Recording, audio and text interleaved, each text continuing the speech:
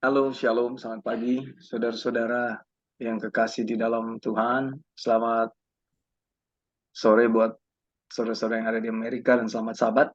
Di kesempatan yang berbahagia ini, kita dikumpulkan lagi untuk melanjutkan pelajaran kita dari buku Glad Tidings ya, atau kabar kesukaan. Kita ada di bab 5 ya, dan sekarang posisi ada di subjudul Ragi Kedengkian dan Kejahatan.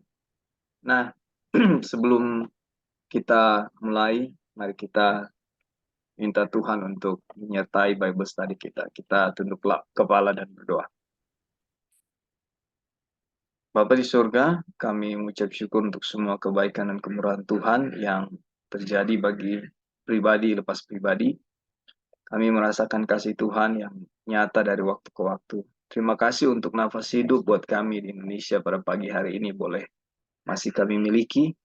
Dan kami mengucap syukur untuk pertemuan yang sudah Tuhan izinkan saat ini. Kami mau belajar apa yang sudah Tuhan ajarkan dan kami mau lebih mendalami apa yang Tuhan mau kami tahu. Dan tolonglah masing-masing kami Tuhan untuk mengerti pekabaran ini dan kiranya boleh menjadi kekuatan buat kami untuk bertumbuh selalu di dalam iman dan hidup di dalam iman, menyerahkan segala sesuatu ke dalam tangan Tuhan dengan penuh percaya dan mengandalkan Tuhan dalam segala situasi dan keadaan kehidupan kami. Menyertai kiranya Bible study kami ini dan biarlah Bible study ini semata-mata untuk memuliakan dan membesarkan nama-Mu saja. Terpuji Engkau Bapa, biarlah kehendak menjadi atas kami berdoa mengucap syukur di dalam nama anak-Mu Yesus Kristus yang adalah Tuhan dan Juru Selamat kami yang hidup. Amin. Oke, baik saudara-saudara, kemarin ya sahabat pagi kita sudah sempat membahas beberapa judul dan saya ada sekitar 4 judul ya kemarin dan saya mau review sedikit apa yang sudah sempat kita pelajari kemarin. Reviewnya berbentuk apa istilahnya rangkuman ya. Oke, kemarin kita membahas ada 4 judul yaitu kasih tidak pernah gagal, lalu mengapa kasih, lalu yang berikut tidak menyakiti, dan yang keempat adalah awaslah. Itu sub-sub judul yang sudah kita pelajari kemarin. Nah, dari subjudul kasih tidak pernah gagal, di situ ada beberapa kesimpulan yang kita dapat ya. Antara lain adalah banyak yang disebut cinta ternyata bukanlah cinta ya. Karena ukuran dunia untuk bilang cinta atau melakukan kasih, melakukan perbuatan baik itu dalam ukuran dunia adalah dalam hal ini adalah ukuran manusia. Jadi kita melihat ukuran cinta atau kasih yang Tuhan berikan itu sangat berbeda dengan apa namanya standar manusia dan standar Tuhan itu berbeda ya. Lalu kesimpulan berikut yang kita bahas kemarin yaitu kasih tidak pernah berhenti ya. Kasih tidak pernah berhenti. Kasih tidak dipengaruhi keadaan lingkungan. Saya mau pakai bahasa keren yang sering digunakan oleh netizen ya, atau pembawa acara di televisi dan sebagainya. Mereka selalu bilang tak lekang oleh waktu ya, cinta tidak lekang oleh waktu. Lalu kasih tidak dipengaruhi keadaan lingkungan ya, apapun yang terjadi kasih tetap mengalir. Dan sebenarnya tidak ada hal yang disebut kasih ya menjadi dingin. Itu salah satu yang kemarin kita lihat ya. Tidak ada istilah kasih menjadi dingin ya. Karena memang kasih itu selalu hangat. Jadi seharusnya tidak ada bahasa itu. Nah, kasih tidak dapat berubah. Kasih tidak berkesudahan. Tidak ada namanya kasih yang berubah. Ini kita bicara kasih dalam standar Tuhan. Kasih merupakan apa? Kehidupan Tuhan. Itu beberapa yang kita simpulkan dari judul kasih tidak pernah gagal. Dan di judul berikutnya kita melihat ada alasan dari cinta itu adalah cinta itu sendiri ya. Judul yang berikut yang kita bahas kemarin itu mengapa kasih ya, mengapa kasih. Nah, alasan dari cinta itu adalah cinta itu sendiri. Cinta tidak memiliki alasan. Nah, kemarin kalau kita bahas ya, sudah disinggung bagaimana pergaulan muda-mudi atau anak-anak remaja atau anak-anak muda yang bertumbuh yang mulai melakukan persahabatan atau mulai pacaran, saling mengenal satu dengan yang lain untuk apa namanya menjalin hubungan, dan biasanya terjadi pengungkapan rasa di situ, dan kita tahu selalu ada ketika mengungkapkan rasa cinta. Kenapa kamu mencintai aku? Kenapa kamu suka sama aku? Kenapa kamu sayang sama aku? Oh, karena kamu inilah, kamu cantik, kamu baik, kamu perhatian, kamu lemah lembut, dan sebagainya. Itu alasan-alasan itu dalam konteks kasih Tuhan tidak ada, ya, tidak perlu ada. Ya, karena cinta itu alasan yang sesungguhnya adalah cinta itu sendiri. Jadi cinta tidak memiliki alasannya. Kasih itu tidak pernah gagal. Lalu kasih tidak bergantung pada keadaan. Tadi di atas dibilang juga ya. Kesanggupan untuk melihat cinta sejati itu adalah ketika kita kembali kepada Tuhan. Ya. Jadi konteksnya adalah Tuhan, ketuhanan. Di situ kita melihat cinta sejati. Kenapa? Tuhan itu adalah sumber kasih itu sendiri. Pengertian kasih yang tertinggi oleh manusia itu adalah mengasihi sebab ia dikasihi. Benar bukan? Itu yang terjadi ya. Ketika kita mengasihi, karena kita dikasihi, itu pengertian kita yang tertinggi tentang kasih. Ya. Sementara Tuhan mengasihi yang tidak mengasihi, bahkan yang membenci dia. Itu konsep yang berbeda dengan manusia dan Tuhan. Jadi orang yang benci dia, dia kasihi. Dia mengasihi orang yang tidak mengasihi dia. Nah, judul yang ketiga kemarin yang sudah kita bahas adalah tidak menyakiti. Jadi ada, kita lihat kemarin ya, ada serdadu-serdadu yang bertanya kepada Yohanes ya. Salah satu itu yang kita simpulkan, dan kasih itu tidak menyakiti sesama manusia. Ya, kasih tidak mengizinkan peperangan dan perkelahian. Ketika serdadu bertanya kepada Yohanes yang apa yang harus kita perbuat sebagai pengikut domba Allah? Ya. Lalu Yohanes menjawab apa? Jangan melakukan kekerasan kepada siapapun. Ya. Kita bisa terjemahkan itu, saudara-saudara ya, di dalam pengalaman hidup kita ketika masih ada kekerasan di antara kita, sama kita, di dalam keluarga, ya, dalam rumah tangga, atau dalam lingkungan bermasyarakat, atau di mana saja. Itu bukan dari Tuhan Yesus. Itu bukan kasih yang sesungguhnya. Nah, judul yang terakhir yang kita bahas kemarin, awaslah. Nah, jadi dikatakan di situ lidah ya, lidah itu berbahaya. Lidah memenggal ya, lebih tajam daripada pedang. Lalu karena pedang tidak akan pernah dihunus kalau lidah ya tidak pernah mengucapkan sesuatu atau menyampaikan sesuatu. Ya, dalam konteks ini ya provokasi. Nah, lalu tidak ada orang yang dapat menjinakkan lidah selain Tuhan. Di kesimpulan ini kemarin kita datang kepada pemahaman bahwa susah ya, dan tidak mudah buat kita untuk menaklukkan diri kita. Ya, organ-organ tubuh kita ini, apalagi lidah ini yang paling berbahaya. Sehingga apa yang terjadi di jemaat Galatia ya, karena lidah ini terjadi perpecahan di antara mereka. Terjadi permasalahan di antara mereka. Mereka saling menuding, berkelahi, mereka saling menghina, dan sebagainya. Itu terjadi.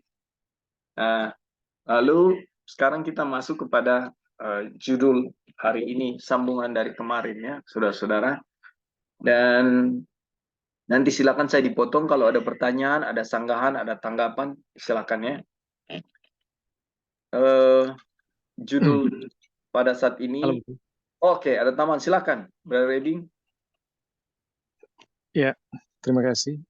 Ya. Sebenarnya mau tanggapi kemarin, cuma kebetulan ada tamu, jadi nggak sempat. Silakan ditanggapi sekarang, men. Ya, ini mengenai yang lidah kemarin. Ya, Jadi pengalaman jemaat di Galatia adalah pengalaman yang eh, sangat memberi hikmat kepada kita mengenai bagaimana lidah itu bisa dikendalikan dan kenapa lidah tidak terkendali gitu. hmm, Nah, eh, kita udah baca ya kemarin, lidah ini sangat berbahaya. Nah, jemaat Galatia punya pengalaman sewaktu mereka mendengarkan Injil dari Paulus, mereka mengalami satu perubahan hidup sampai lidah mereka itu yang dulunya tidak apa ya, tidak benar menjadi lidah yang penuh berkat dan pujian. ya, Jadi efek dari Injil membuat lidah jemaat Galatia itu penuh berkat dan pujian kepada Tuhan. Tetapi yang luar biasa adalah ketika ajaran palsu masuk ya ke jemaat Galatia dan kemudian mempengaruhi jemaat Galatia yang tadinya lidah mereka itu penuh dengan berkat dan pujian kepada Tuhan, itu berubah ya. Lidah mereka ini menjadi tajam ya, setajam pedang. Jadi alat untuk memotong dan melukai dan menyakiti. Nah, ini adalah efek dari ajaran palsu yang masuk ke dalam jemaat Galatia. Nah, dari pengalaman ini kita bisa lihat bagaimana sebenarnya untuk mengendalikan lidah, ya. Lidah itu tidak bisa dikendalikan, tetapi lewat ajaran yang kita pegang, ya, lewat ajaran Injil yang kita miliki, lidah itu bisa dikendalikan. Dan itu adalah fakta dari jemaat Galatia ya sebelum mereka um, dimasuki oleh ajaran palsu atau guru-guru palsu ya. Tetapi kalau kalau uh, kalau lidah pada akhirnya tidak terkendali ya, menjadi uh, lidah yang suka menyakiti, lidah yang suka mengutuk ya, bahkan menghujat, ini adalah tanda ada satu kepalsuan yang masuk di dalam pikiran ya, sehingga lidah itu tidak terkendali lagi. Jadi lidah ini sebenarnya hanyalah indikator apa yang sedang kita yakini.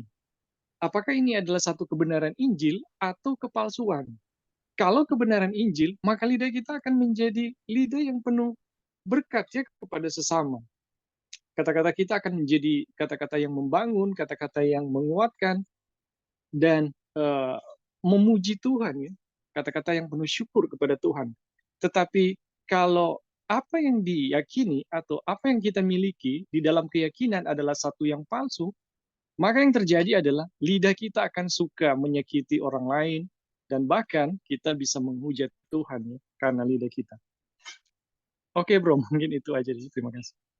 makasih Mbak Ebing ya tambahannya. Yang kemarin ini kita lihat lidah berbahayanya minta ampun ya.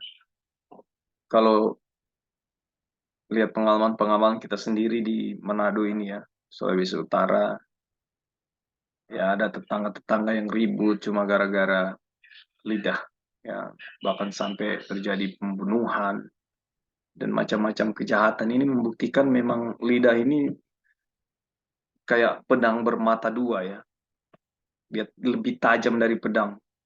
Dan ini yang terjadi di mana-mana, termasuk jemaat Galatia. Oke, kita lanjut di pembahasan judul kita yang sekarang, ragi kedengkian dan kejahatan. Di ayat 8 dan 9 mengikuti pertanyaan, siapakah yang menghalangi kamu sehingga kamu tidak menuruti kebenaran? Ini berlaku secara nyata di sana sini. Ya. Karena menggigit dan melahap adalah bukti yang sangat kuat ya dari tidak menaati kebenaran. Saudara, sebelum kita lanjut ya, di mana kita lihat kadang-kadang, bukan kadang-kadang ya, selalu ada ya perselisihan-perselisihan terjadi di dalam kelompok, di dalam jemaat gereja ya, dan semua berdalil kebenaran. Tapi di sini sendiri membuktikan ya bahwa sangat kuat ya bukti-bukti ini dari tidak menaati kebenaran ketika ada percekcokan, ada hal-hal yang penuh pertentangan. Nah, kita kan kalau ada masalah dalam gereja, dalam kelompok, kita selalu datang dengan roh yang mau bicara baik-baik, ya kita bicara baik-baik, selesaikan masalah kita secara baik-baik ya. Tetapi sering sekali terjadi ada satu dua orang ngotot, satu dua orang dominan ya. Kita harus tahu ini roh yang tidak menaati kebenaran. Dan ketika itu disuguhkan sebagai satu panorama di hadapan kita, biarlah ini jadi peringatan buat kita untuk berhati-hati dan selalu minta Tuhan menolong kita untuk tidak terjerumus dalam adu urat seperti itu ya. Bujukan ini tidak datang dari Dia yang memanggilmu. Tuhan adalah Tuhan kedamaian. Tentang Kristus, Raja Damai, dikatakan ia tidak akan berkelahi. Ya.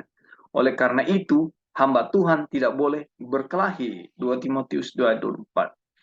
Oh ini, to be honest, teman-teman, ini ayat ini langka sekali buat saya. 2 Timotius 2:24 ini. Ya. Hamba Tuhan tidak boleh berkelahi. Saya mungkin pernah baca dulu ya, tapi saya lupa. Nah, Injil Yesus Kristus adalah Injil damai. Coba lihat saudara-saudara, ketika ada pertentangan, perkelahian, ini kita tidak merepresentatifkan sebagai hamba Tuhan atau yang mengaku Kristen. Ketika ada pertengkaran, perselisihan di gereja, pastikan bahwa Injil telah diselewengkan. Ini jelas ya. Janganlah seorang pun menyanjung dirinya sendiri atas ortodoksinya atau kekuatannya dalam iman. Sementara ia memiliki watak suka bertengkar atau atau dapat diprovokasi untuk bertengkar. Ini panorama-panorama ini pernah diizinkan Tuhan saya lihat secara langsung ya. Dan kita lihat ada orang-orang yang dominan ya, dan bahkan dari segi posisi juga harusnya membawa keteladanan di dalam satu kelompok atau gereja. Tapi dari sudut pandang manusia melihat saudara-saudara kita ini, orang-orang pemimpin-pemimpin kita ini orang-orang yang beriman, orang-orang yang harusnya jadi keteladanan, tapi justru yang dikatakan di sini ya watak suka bertengkar atau dapat mudah diprovokasi itu nyata dan jelas, saudara-saudara. Pertikaian dan perselisihan adalah tanda-tanda penyimpangan dari iman. Jika seorang pernah berada di dalamnya karena dibenarkan oleh iman, kita memiliki damai sejahtera dengan Allah melalui Tuhan kita Yesus Kristus. Ya, dibenarkan oleh iman, kita memiliki damai sejahtera. Ya, ini jelas. Ya. Dan saya percaya bahwa pertumbuhan itu terjadi ya ketika mulai kita belajar, kita lihat, dan Tuhan menolong kita. Ya, Tuhan tolong saya mengerti pelajaran ini. Tuhan tolong saya mengalami apa yang sedang kita pelajari ini. Dan proses berjalan dalam pertumbuhan ya. Dan ketika kita ada di titik ya susah juga kalau saya pribadi susah, saya bilang saya orang beriman, saya memiliki iman, saya tidak mau benar-benar mengakui itu ya, oleh karena saya dalam proses. Tetapi di dalam proses itu terlihat sekali saudara-saudara dengan pertolongan Tuhan ya. Ketika contoh wadah beras kita ya di rumah ya, atau tungku kita asapnya sudah mulai kurang ya, godaan setan untuk mau bilang kepada kita bahwa wah, katanya kamu punya Tuhan, ini kamu udah nggak punya apa-apa, ini mulai habis, besok kamu mau makan apa? Saudara, belajar pembenaran oleh iman, mengalami pengalaman dari pembenaran oleh iman itu sendiri, muncul iman, saudara, muncul bisikan bahwa kita punya Tuhan. Ya, jangan khawatir. Ya, aku memelihara engkau. Dan tanpa kita sadari, ya Tuhan campur tangan. Dan dapur kita asapnya mengepul lagi. Ya. selalu, dan banyak kejadian. Ketika sering di waktu-waktu lalu saya pakai bahasa ini ya, ketika ada di persimpangan untuk melakukan eh, ketika ada di persimpangan untuk memilih, ya, ini kejahatan yang menguntungkan diri sendiri, dan ini jalan kebenaran Tuhan, ya. Artinya di saat saya harus memilih untuk berdosa dan tidak, selalu bisikan Roh Kudus itu lebih cenderung kepada tidak berbuat dosa. Dia selalu ingatkan, ya, kita beriman kepada Kristus, inilah proses yang akan terjadi, saudara-saudara. Saya percaya kita, saudara-saudara, juga mengalami hal-hal yang sama. Coba mungkin beda kasusnya, ya. Tapi itu yang terjadi, ada proses. Nah, jadi Roma 5 ayat 1 ini, dibenarkan oleh iman, kita memiliki damai sejahtera dengan Allah melalui Tuhan kita Yesus Kristus. Selalu ada damai itu. Kecenderungan manusia khawatir, ya saudara. Tetapi dengan pelatihan yang Tuhan izinkan untuk memiliki, untuk beriman dan percaya kepada Kristus itu terjadi, sehingga kita memiliki telinga, ya, yang sensitif, ya, ketika ada bisikan Roh Kudus. Kita lebih cenderung mampu mendengar, ini Tuhan sudah bilang jangan, ini Tuhan sedang bilang, ini Tuhan sedang mengarahkan, ya. Kenapa? Kita terhubung dengan Tuhan. Inilah yang akan terjadi. Inilah yang saya sebut proses. Ya, mungkin saudara-saudara punya pemahaman dan pengertian yang lain. Silakan dibagi, silakan di-share, ya, ke kita. Maaf. Jadi ketika ada proses ini terjadi, saudara-saudara mengimani Kristus, pendengaran kita ketika Roh Kudus berbisik itu lebih lebih lebih apa ya? Lebih, bukan sensitif. Ada bahasa satu yang lebih peka. Lebih peka ketika ada bisikan. Nah, kalau kita tidak terhubung dengan Tuhan, ya, silakan dinamakan apa, ya, you name it lah, terserah. Hubungan dengan Tuhan itu apa? Doa pribadi, renungan pagi, renungan malam, dan sebagainya, hubungan Anda dengan Tuhan, ya. Ketika itu terjadi, kita menjadi peka mendengar bisikan Tuhan. Nah, kalau kita tidak terhubung dengan Tuhan, suara apapun yang datang dari Roh Kudus itu nggak jelas di kita, dan kita lebih cenderung memilih untuk salah, memilih untuk, karena kita lihat ada keuntungan pribadi, ada keuntungan, ini kalau saya melakukan ini saya dapat keuntungan, padahal itu melanggar hukum Tuhan. Kita tidak hanya berdamai dengan Tuhan, tetapi kita mempunyai kedamaian dengan Dia. Ini kedamaian ini penting sekali, saudara, ya.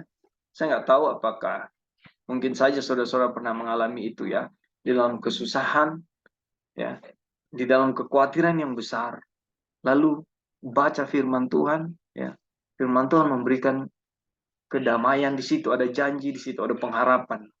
Nah, ini yang menjadi kekuatan dari orang-orang Kristen. Jadi bujukan baru ini yang menyebabkan perselisihan dan saling melahap dengan lidah api yang tidak suci, tidak datang dari Tuhan yang telah memanggil mereka ke dalam Injil. Ini kasus di Galatia, ya. Hanya satu langkah ke samping, sering mengarah pada perbedaan yang lebar. Dua jalur kereta api mungkin tampak sejajar, namun tanpa disadari keduanya menyimpang sampai mengarah ke arah yang berlawanan. Ini benar, ya. Nah, dihubungkan dengan judul kita tadi. Sedikit ragi menghamirkan seluruh adonan. Tampaknya kesalahan kecil, tidak peduli apapun itu, memiliki benih segala kejahatan di dalamnya. Wih, kalau tadi di atas konteks lidah, ya, kita bicara. Oke, ada tambahan di sini, saudara-saudara. Ada masukan dari apa yang sudah kita baca.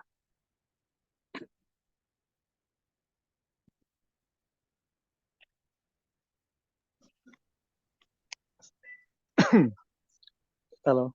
Ya, Brother Eding, silakan. Ya, ini efek dari ajaran palsu, ya.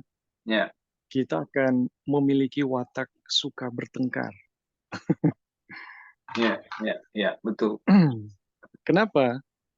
Kenapa? Karena kita nggak memiliki damai di dalam Tuhan. Ya. coba cek setiap orang yang suka bertengkar ya, dimanapun, mau di gereja, di luar gereja, satu hal, dia nggak damai di hatinya. Tuh, Ya, ada masalah dan orang-orang di sekitar itu menjadi pelampiasan. Dan ya, ini tidak boleh ya, ini tidak boleh terjadi. Dan ini adalah jelas ya teman-teman. Kita bisa lihat bahwa kalau kita betul-betul memiliki Injil ya yang benar, Injil itu akan memberikan kita damai sejahtera ya. Dan damai ini akan membuat kita tidak suka bertengkar ya. Tidak akan memiliki watak suka bertengkar atau menyakiti sesama. Tetapi kalau kita ada di dalam kepalsuan, kita akan sangat suka tergoda untuk apa ya? Membuat onar gitu. Kita akan suka untuk cari masalah kepada orang lain.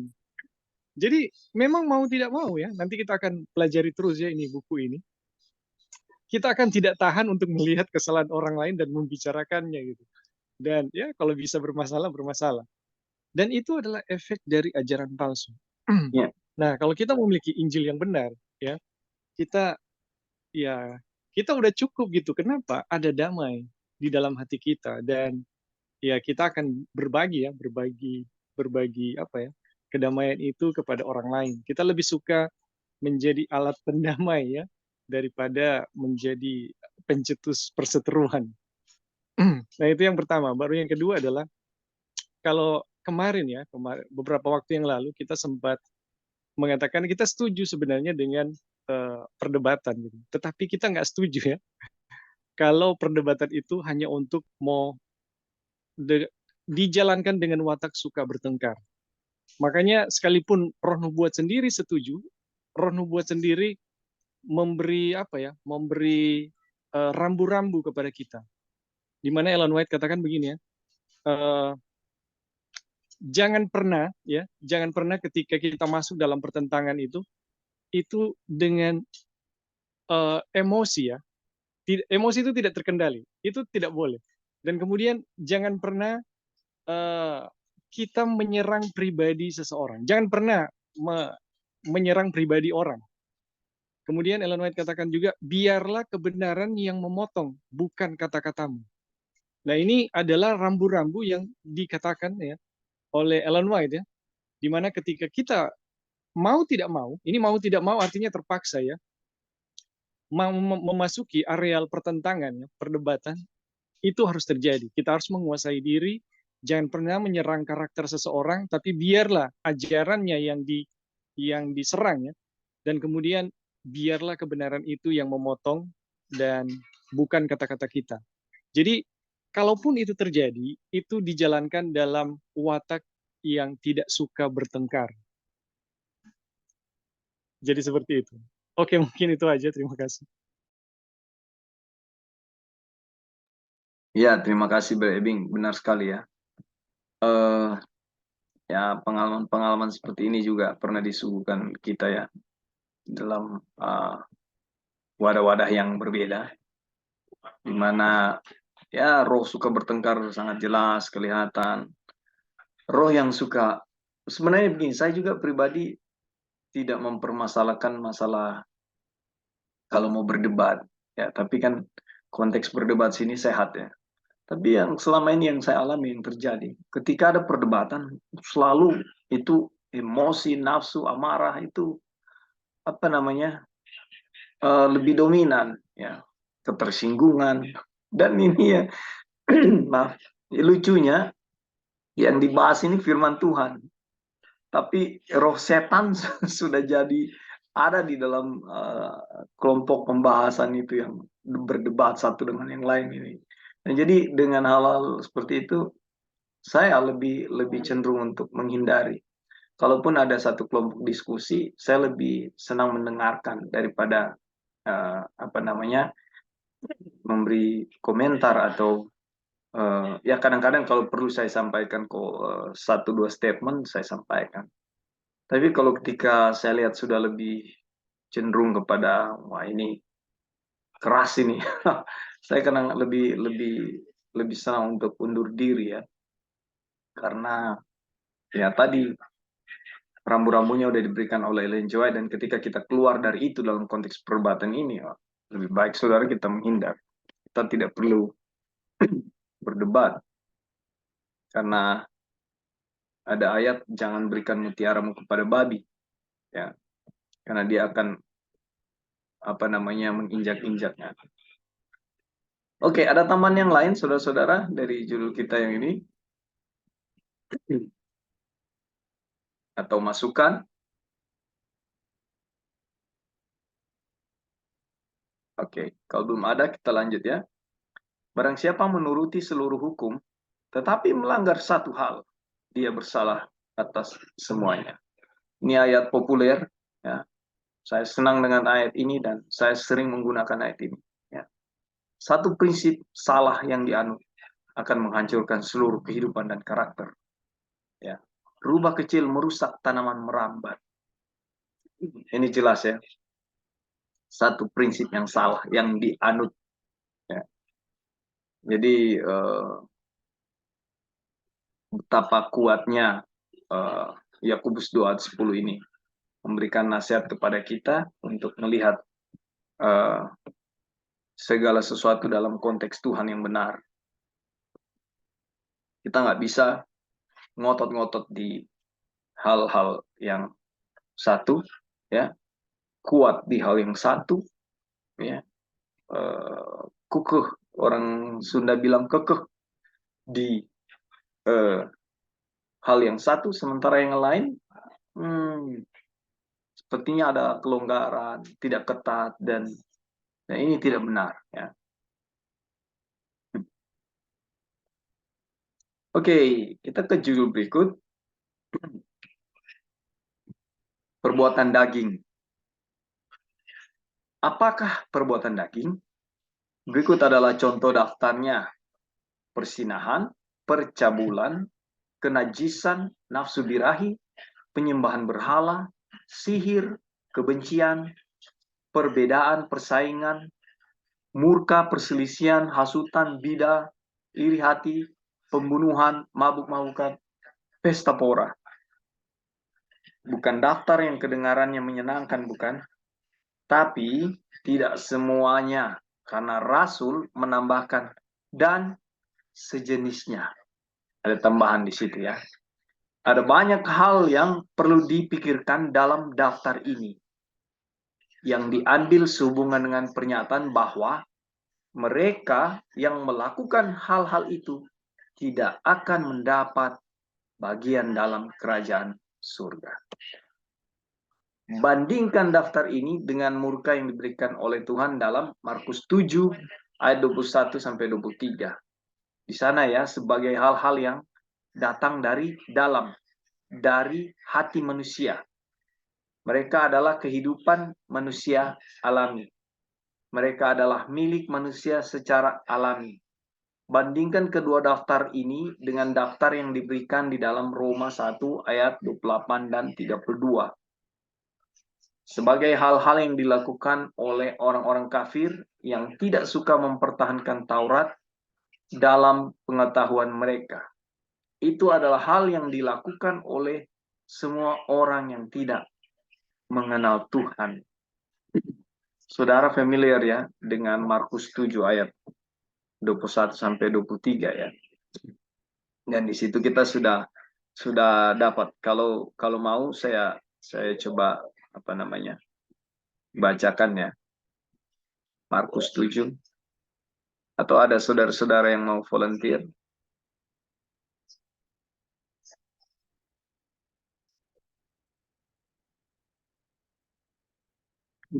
Ayat 21 sampai 23.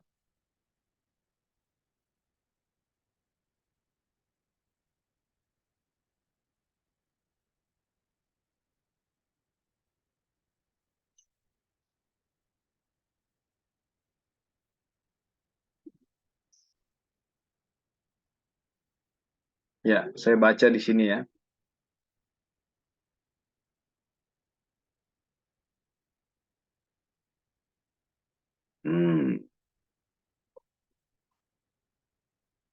Ada yang punya Alkitab mungkin?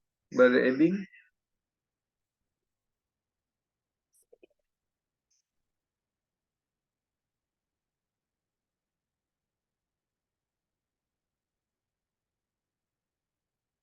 Ini saya baca ya. Sebab dari hati orang timbullah segala pikiran jahat, percabulan, pencurian, pembunuhan, persinahan, keserakahan, kejahatan, kelicikan, hawa nafsu, iri hati, hujat, kesombongan, kebebalan. Semua hal-hal jahat ini timbul dari dalam dan menajiskan orang. Di atas tadi kita bahas lidah, ya. Dan kita turun di hal-hal ini yang dikatakan hal-hal yang dilakukan oleh semua orang yang tidak mengenal Tuhan. Pertanyaannya, ya, adakah di kita, ya, ini jadi renungan masing-masing pribadi kita lepas pribadi. Adakah di kita yang masih uh, ada di posisi di Markus 7 ayat 21, 23, Roma 1, 28, 32, ya. Dan yang barusan kita baca di atas. Ketika masih ada poin-poin itu yang terjadi dalam kehidupan kita, kita disebut apa? Orang-orang yang tidak mengenal Tuhan. Ya. Lalu kemarin saya waktu di sini dengan ada orang tua di sini yang kami tutup sahabat dan membahas tentang dosa, di mana ya mungkin saya tidak berzina, mungkin saya tidak pergi membunuh orang, ya, tapi saya menjelek-jelekan orang lain, menceritakan kebusukan orang lain, ya. Ini dosa yang sama. Mungkin saya tidak membuat patung, ya, dan saya tidak menyembah patung itu, ya, tetapi saya selalu khawatir akan kehidupan saya. Ini dosa yang sama. Dan kita ada di golongan pada akhirnya disebut orang-orang yang tidak mengenal Tuhan. Ya. Ini jelas. Kita lihat kemana dia kutipan ini ya. Kemudian dibandingkan daftar dosa ini dengan daftar yang diberikan Rasul Paulus 2 Timotius 3 ayat 1-5 tentang hal yang akan dilakukan di akhir zaman oleh mereka yang bahkan yang mengaku saleh. Akan terlihat bahwa semua daftar ini pada dasarnya sama, ya. Adalah apa? Ketika manusia berpaling dari kebenaran Injil dan yang merupakan kuasa Tuhan kepada keselamatan bagi setiap orang yang percaya, mereka pasti jatuh di bawah kuasa dosa-dosa ini. Jadi ketika berpaling dari Injil, saya pikir saudara-saudara, apa yang dialami oleh saudara-saudara kita di Galatia waktu itu, ya, ini pun jadi pengalaman kita saat ini, ya, bisa saja menjadi pengalaman pribadi masing-masing kita, ya. Kalau di Galatia jadi pengalaman satu jemaat, ya, tapi segala macam yang dibahas tentang lidah, terjadi percecokan, pertentangan, pokoknya seperti orang yang tidak mengenal Tuhan, padahal sudah disuguhkan kebenaran oleh Rasul Paulus waktu itu. Dan sama seperti kita membaca hal ini, kita belajar hal ini, secara langsung kita menerima kebenaran ini. Lalu pada waktunya, pada suatu waktu kita berpaling dari Injil, dan inilah yang terjadi. Ya, salah satu yang saya senang tadi waktu Brother Eding bilang tentang kedamaian. Orang-orang yang tidak ada damai itu suka bertengkar. Ya. Dan hal ini dasar prinsip-prinsip yang kita tinggikan di sini, yang kita lihat di sini. Ya, maaf, bukan tinggikan, maksud saya prinsip-prinsip yang terjadi di sini cuma karena apa? Berpaling dari kebenaran Injil. Itu yang terjadi. Oke, sejauh ini ada tambahan saudara-saudara di paragraf-paragraf kita ini. Ini dosa-dosa yang membuat Kristus mati di kayu salib.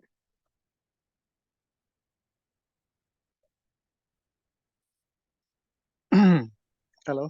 Silakan, Bro Ebing. Ya. Jadi kita di sini membaca ya daftar-daftar dosa yang begitu banyak ya, baik yang dilakukan oleh orang kafir maupun eh, orang-orang yang mengaku umat Tuhan ya. Ya. Nah, dosa-dosa ini hanya bisa diatasi oleh Injil, yaitu kekuatan Tuhan. Nah, Ya. manusia kita ya dengan alamiah kita nggak bisa, kita nggak akan pernah bisa ya Tuh. untuk mengatasi ini. Tetapi dengan kekuatan Tuhan, dan kekuatan Tuhan itu ternyata adalah Injil ya. Injil adalah kekuatan Tuhan yang membuat kita sanggup untuk menghindar ya atau menaklukkan ya dosa-dosa yang sudah disebutkan. Namun yang menarik di sini adalah ketika kita berpaling dari kebenaran Injil. Nah, ini menarik ini. Ya. Nah, teman-teman, apa yang membuat kita berpaling dari kebenaran Injil?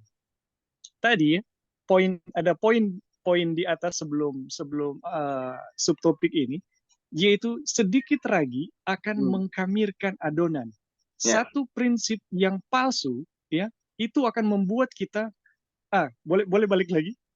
Balik lagi yang di atas tadi. Nah, ini. Mana dia? Tunggu sini dia, Bing. Oke. Ini dia. Ya. Satu prinsip yang salah dianut akan menghancurkan seluruh kehidupan karakter. Waduh. Jadi teman-teman, di sini kita bisa lihat ya, kalaupun Injil itu punya kekuatan, tapi kita masih ada satu prinsip yang keliru yang kita pegang. prinsip yang keliru ini bisa menghancurkan kebenaran Injil yang mungkin kita pegang dan telah memberkati kita, seperti pengalaman dari jemaat Galatia. Mereka memiliki kebenaran ya yang Paulus ajarkan, dan mereka telah hidup di dalam kebenaran. Tapi ketika prinsip yang palsu masuk ke dalam kehidupan mereka, itu menghancurkan kebenaran dan mereka kembali kepada dosa-dosa mereka yang lama. Dan di sini Wagoner menekankan, jangankan banyak ya, satu saja itu bisa merusak. Jadi teman-teman di sini mau mengajarkan kepada kita betapa pentingnya kita menyelidiki pikiran-pikiran kita sendiri. Keyakinan-keyakinan yang kita pegang itu penting sekali untuk ditanya kembali kepada Tuhan. Tuhan, benar nggak seperti ini gitu? Ya, kalau bahasa upacara pendamaian, lakukan penyelidikan hati gitu. Lakukan penyelidikan hati, pemeriksaan diri. Ya Tuhan, apakah yang saya pelajari selama ini, atau apakah yang saya yakini ini adalah benar-benar keyakinan, ya adalah benar-benar kebenaran Injil, ya. Karena satu saja yang keliru ini akan merusak kehidupan dan menghancurkan karakter. Dan satu hal ya teman-teman, satu hal yang paling sulit adalah kita tahu bersama ya, satu hal, tidak ada dosa yang Tuhan tidak bisa selesaikan.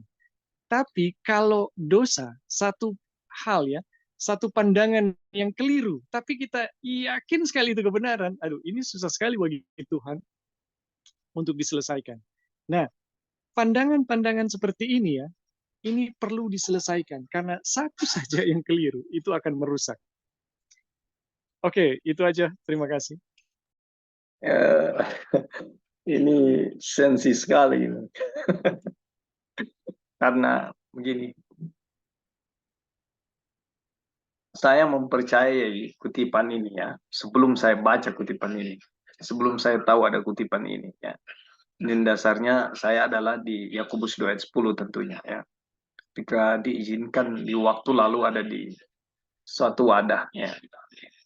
Dan ketika Tuhan tunjukkan bahwa ada banyak hal-hal yang sebenarnya tidak sinkron dengan kebenaran firman Tuhan ya.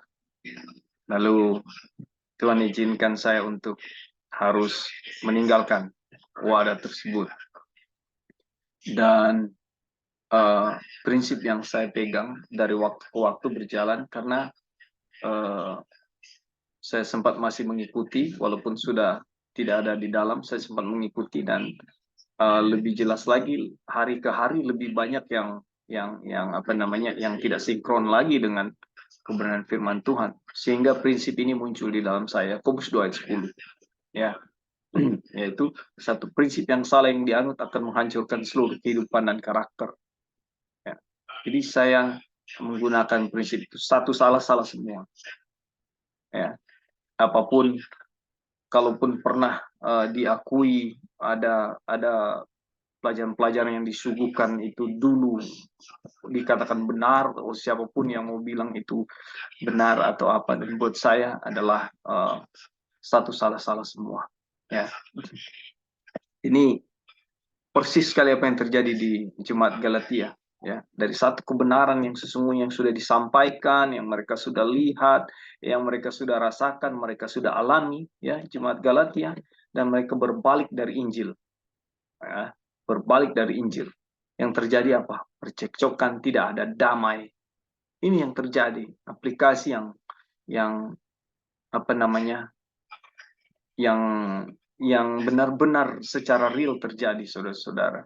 Dan saya nggak tahu, mungkin di tempat-tempat lain juga ada kejadian-kejadian seperti itu. Tapi ini yang ada di mata saya dan apa yang saya alami. Dan puji Tuhan, seperti tadi Brother Eding bilang, ya, bahwa Injil adalah kekuatan Tuhan.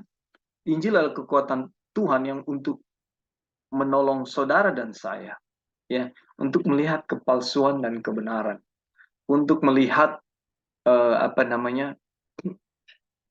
bagaimana ketika kita tersesat dan bagaimana kita dituntun kembali ke jalan Tuhan, dan bagaimana kita hidup berada di jalan Tuhan.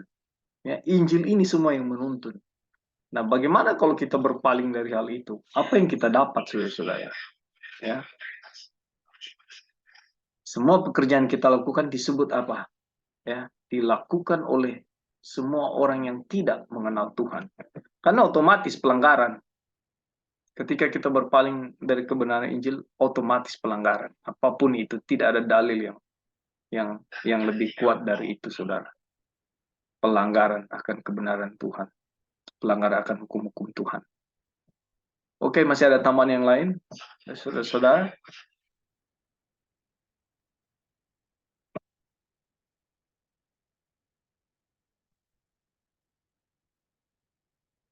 Ya, kalau belum, kita lanjut, ya.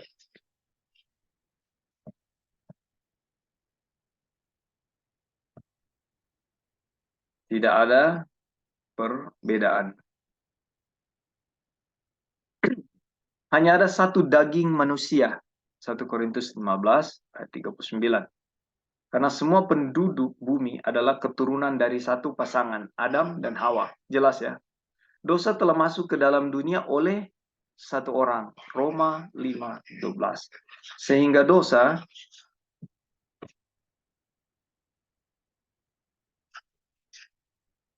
dosa apapun yang ada di dunia ini adalah sama bagi semua manusia. Dengan demikian, di dalam rencana keselamatan, ya, tidak ada perbedaan antara orang Yahudi dan orang Yunani, karena Tuhan yang satu itu adalah Tuhan dari semua orang, ya, kaya bagi semua orang yang berseru kepadanya, ya. Roma 10:12, ya. Tidak ada orang di bumi dapat menyombongkan diri atas yang lain. Nah, ini prinsip ini saya, ya, secara pribadi memahami ini prinsip pembenaran oleh iman. Ya. Ya, sejak saya membaca Yesaya 64 ayat 6 itu, ya, perbuatan baik kita adalah kain lara, kebenaran kita adalah kain lara, saudara. Prinsip tidak ada orang di bumi dapat menyombongkan diri atas yang lain. Ini semakin hari dengan pertolongan Tuhan semakin kuat. Ya. Jadi ketika ada hal apapun, ya, lebih cenderung untuk tidak dominan, ya, dan selalu kita minta dengan pertolongan Tuhan supaya tidak ada di posisi yang apa namanya, merasa saya ada di atas, saya lebih ini, saya lebih itu, saya lebih eh, segalanya, ya. Tidak ada orang di bumi dapat menyombongkan diri atas yang lain. Kita tahu dosa kesombongan, Tuhan murka dengan dosa kesombongan, ya. Atau memiliki hak apapun untuk memandang rendah orang lain. Ini penyakit kita, ya, saudara. Harus diakui. Penyakit kita yang suka memandang rendah orang lain. Disebabkan oleh kondisinya yang berdosa, keberdosaan dan hina. Kalau saudara buka di media sosial, di Facebook, ya, kalau di Manado ini, Sulawesi Utara banyak sekali apa namanya, grup-grup di Facebook itu. Ya, ketika ada kesalahan seseorang, ketika ada penjahat yang ditangkap oleh polisi, kata-kata bulian itu banyak sekali. Pokoknya benar-benar dibully orang-orang. Ya, ada yang bilang, ya, komandan, injak di leher, komandan, pokoknya macam-macam yang bentuk dari bulian dari setiap orang. Nah, waktu saya mau bilang, komandan, ketika ada kemarin, ya, ada di satu penjara seorang bapak, mungkin saudara tahu, meninggal karena dia memperkosa anak kandungnya, dan waktu dia masuk di penjara dia dikeroyok oleh orang-orang di penjara, ya. Orang-orang yang ada di dalam penjara ini, ya, kan penjahat semua, ya, mengeroyok satu tahanan yang baru masuk, satu penjahat yang baru masuk, sehingga mati. Sama ketika saya bilang, komandan, injak di leher, komandan, kupas apa namanya, cabut kukunya, ya. Pokoknya kata-kata yang gemes karena orang ini berbuat jahat. Sementara saya memiliki dosa yang sama dengan orang tersebut, ya. Beberapa orang ini yang membunuh bapak ini yang baru masuk penjara di dalam tahanan sel, ruang sel yang sama, ya. Mereka sama-sama penjahat membunuh penjahat. Ya, ini sama aplikasi dengan kita. Ya. Tidak ada orang di bumi dapat menyombongkan diri atas yang lain atau memiliki hak apapun untuk memandang rendah orang lain disebabkan oleh kondisinya yang berdosa, keberdosaan dan hina. Ini harus dipegang kuat-kuat, saudara. Minta Tuhan tolong kita untuk memiliki apa namanya, prinsip ini dengan kuat, karena kecenderungan kita menghakimi orang, kecenderungan kita ketika melihat orang bersalah itu kuat sekali. Kita lebih cenderung melihat dia salah, ya. Kristus bagaimana teladan? Dia rangkul, dia ambil, dia kasih, dia ampuni. Dia tidak condemn. Dia tidak menghakimi. Itu Tuhan kita. Sementara kita lihat orang bersalah itu lebih, ini yang terjadi. Minta Tuhan agar prinsip ini, ya, boleh tertanam di dalam hati, jiwa, pikiran kita. Dan ini karakter Kristus yang dengan pertolongan Tuhan sendiri kita bisa miliki, ya. Ketika lihat orang bersalah, orang berdosa, kita lebih cenderung support dia, kita rangkul dia, bukan kita tinggalkan, bukan kita hakimi, ya, bukan kita usir, kita abaikan, dan kita tidak anggap dia manusia. Kamu ini orang yang sudah tershaking out, kamu ini orang yang sudah apa namanya, keluar dari kebenaran, kamu ini sudah kafir, kamu ini sudah murtad. Siapa yang kasih hak itu, saudara, kepada kita?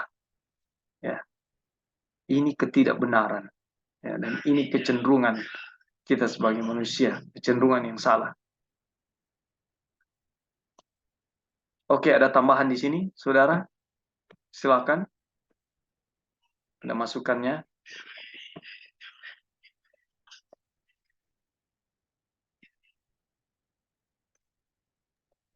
Halo bro, bisa lanjut dulu? Lanjut, ya. Ya. Halo bro, sorry, maksudnya apa? Kita lanjut, ya? Ya, maksudnya bacaannya mungkin kurang pendek. Oke. Pengertian atau pengetahuan tentang adanya kejahatan-kejahatan yang rendah pada setiap orang, gantinya membuat kita merasa puas atas keunggulan akhlak kita. Ya. Sebaliknya, kita harus mengisi kita dengan kesedihan dan rasa malu. Ya. Karena itu hanyalah gambaran tentang sifat alamiah kita, manusia. Perbuatan-perbuatan yang menyatakan diri dalam si pembunuh, si pemabuk, atau si pencabul, semata-mata merupakan perbuatan daging kita. Sama, men. Daging manusia tidak mempunyai kuasa apapun selain daripada perbuatan-perbuatan seperti yang dilukiskan dalam pasal ini. Rasul Paulus bilang, saya tidak mau melakukan itu, tapi itu yang saya lakukan. Sifat alamiah manusia. Oke, silakan, Brother Ebing.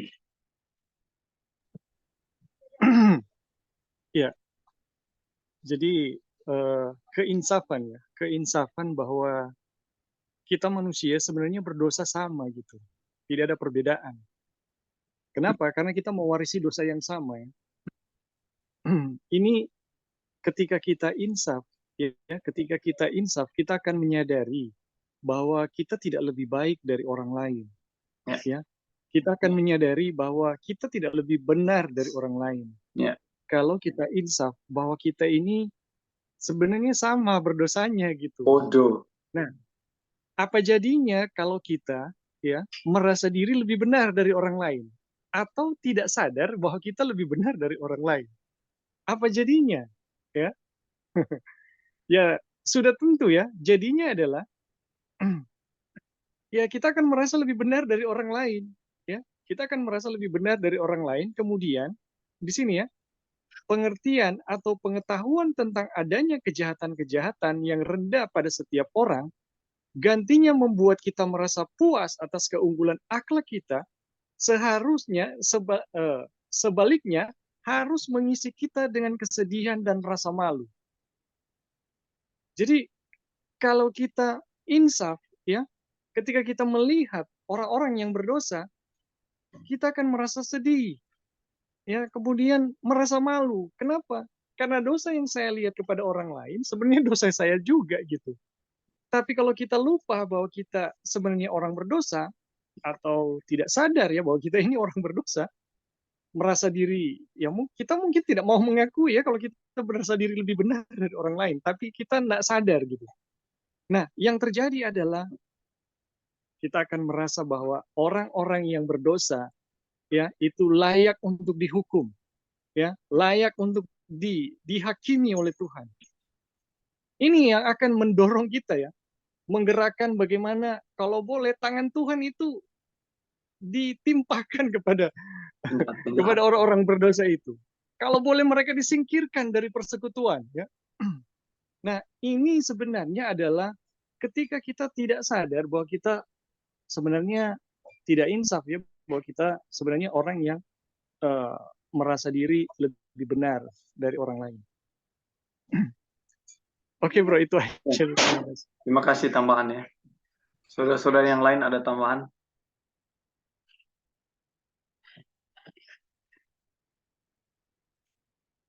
Oke.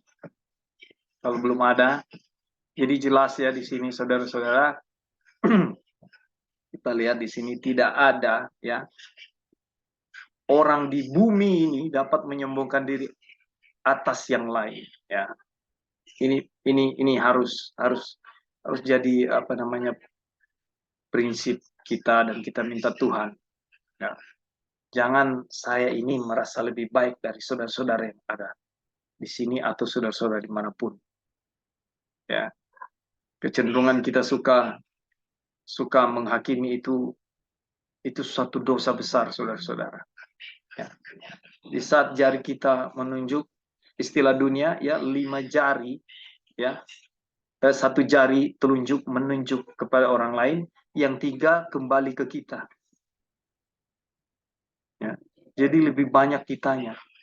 Artinya seperti yang Brother Ebing jelaskan tadi, kalau kita merasa diri lebih baik dari orang lain sementara kita adalah pendosa yang sama, dengan orang lain. Apa beda saya yang suka bicara-bicara kejelekan orang lain dengan pembunuh yang ada di penjara, dengan seorang ayah yang memperkosa anak kandungnya sendiri? Apa beda, saudara? Apa beda saya dengan tentara-tentara Roma yang menyalibkan Kristus? Apa beda saya dengan ahli-ahli Taurat, ahli-ahli orang-orang Farisi yang menyalibkan Yesus? Tidak ada beda. Ya.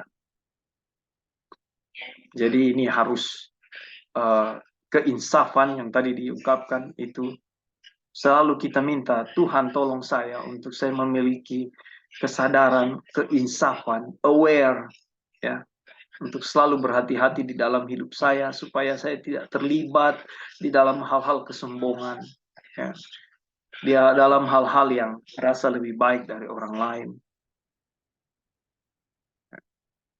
sehingga saya tidak menjadi seorang hakim atas yang lain. Kita tahu hakim yang sesungguhnya adalah hanya Yesus Kristus. Ketika jubah penghakiman, pekerjaan di bilik yang maha suci selesai, dia akan menggunakan apa? Jubah penghakiman. Dan dia akan datang menghakimi. Dialah satu-satunya. Makanya ada nasihat, jangan menghakimi. Ya, itu jelas. Dan puji Tuhan, melalui Bible study seperti ini, kita ditolong untuk menggali lebih dalam, ya, untuk mendapat kekuatan untuk melihat hal-hal ini sifat-sifat yang busuk, sifat-sifat yang bukanlah sifat-sifat orang yang mengaku Kristen. Ya, kalaupun sifat-sifat ini jelas masih ada di kita, minta tolong Tuhan, tolong saya Tuhan, tolong untuk tidak perlahan-lahan atau dengan cara Tuhan apapun itu untuk tidak lagi memiliki sifat-sifat ini. Ya. Oke, kalau belum ada, kita melangkah kepada kutipan berikut, judul berikut ya. Dan sejenisnya, ini yang Rasul Paulus bilang tadi ya, dan sejenisnya. Bacalah kembali daftar perbuatan daging itu. Beberapa dari mereka umumnya dianggap sangat buruk atau bagaimanapun juga tidak terhormat. Ya. Tetapi sebagian yang lain biasanya dianggap sebagai dosa-dosa yang ringan, bahkan sesuatu yang penuh kebajikan. Ya. Kita selalu ada di konsep penilaian seperti ini. Ya. Kalau membunuh itu kejahatan luar biasa. Ya, berzina kejahatan luar biasa. Ya. Tapi kalau cerewet atau khawatir, ya itu bukan dosa yang ya, orang bilang cerewet itu ya untuk cerewet menasihati itu kebajikan. Ya. Kalau di Amsal bilang banyak berkata-kata, apa, saudara? Terlalu banyak berkata-kata. Tidak baik. Namun kita lihat di sini, perhatikan kata-kata ya, dan sejenisnya. Yang menunjukkan bahwa semua perbuatan yang disebut di sini bersifat sama. Ya. Maaf. Yang tadi kita sudah uraikan di atas ya. Kitab suci mengatakan bahwa benci adalah pembunuhan. Nah, ini kita lebih detail ke sini ya. Tadi saya pakai istilah cerewet, khawatir, sekarang di sini membunuh. Jadi benci adalah pembunuhan. Setiap orang yang membenci saudaranya adalah seorang pembunuh. Aduh, 1 Yohanes 3:15. Demikian pula amarah adalah pembunuhan. Sebagaimana yang dinyatakan juru selamat dalam Matius 5:21 dan 22. Iri hati, sesuatu yang begitu biasa, juga mengandung unsur pembunuhan di dalamnya. Iri hati, selama kita tidak ungkapkan, kan tidak terungkap. Iya kan? Misalnya saya cemburu sama brother Ebing ini. Ya. Tapi saya tidak ungkapkan. Ya, saya sedang melakukan dosa pembunuhan, saudara. Saya sedang membunuh. Ya. Begitu juga membenci. Ini penekanannya. Oke, ada yang mau tanggapi di sini? Silakan.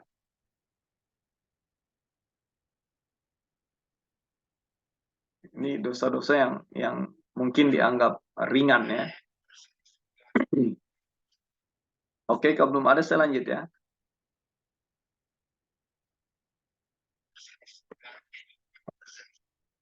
Tetapi siapakah yang menganggap persaingan, pertandingan sebagai dosa? Bukankah persaingan pertandingan dianjurkan di mana-mana? Ya, sebentar, saudara.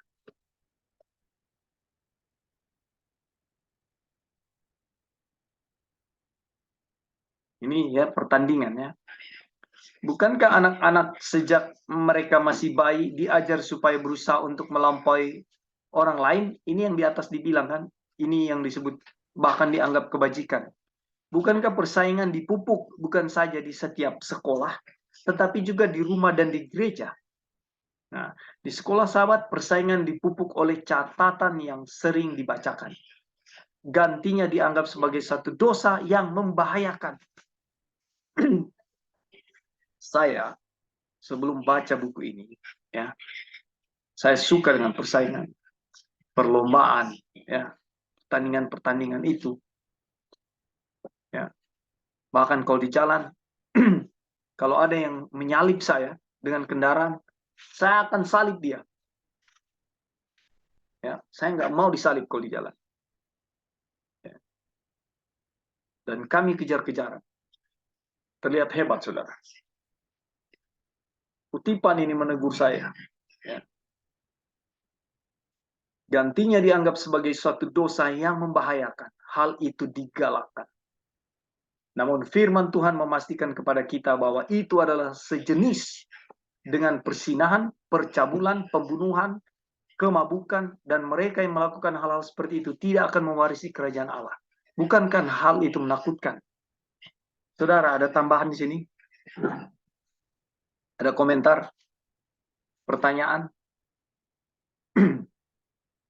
Persaingan, pertandingan. Ya, halo. Ya, brother, silakan. Ya, jadi mengenai dosa ya, kita dibawa ke pemahaman yang lebih dalam mengenai dosa. Karena kita dibesarkan dari pemahaman dosa itu sejauh tindakan, ya, tindakan moral. Tetapi apa yang Yesus ajarkan ya, kepada kita itu jauh lebih dalam daripada hanya sekedar tindakan-tindakan moral. Bahwa ternyata kebencian, ya, amarah itu sudah masuk dalam kategori dosa yang sama, ya, sekalipun belum melakukannya. Kemudian iri hati pun termasuk dalam kategori yang sama.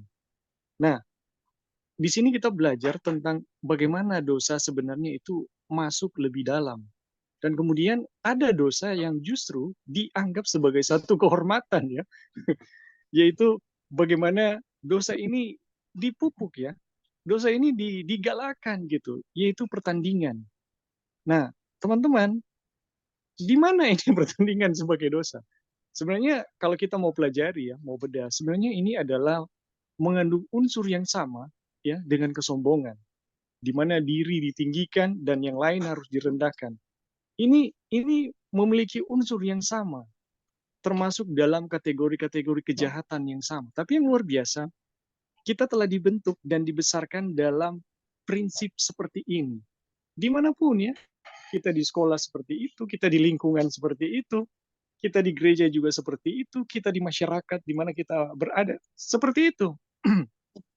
Kita dibawa kepada satu persaingan untuk bagaimana kita mencapai satu keunggulan dan kebesaran, dan bagaimana kita kalau boleh mengalahkan yang lain gitu.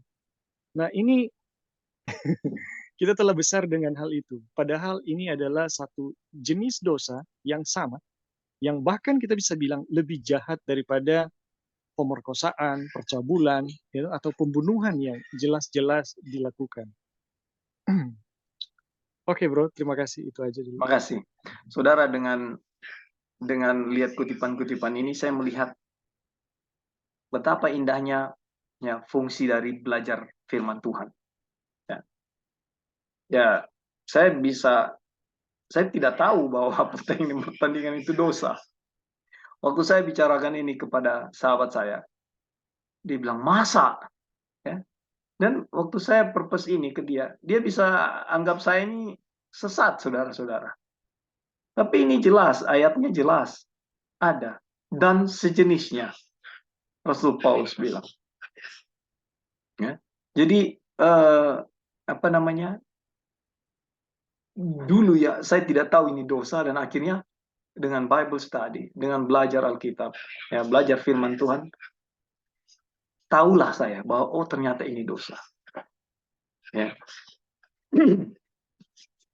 Main bola kaki, ya, badminton, saya suka sekali, biliar,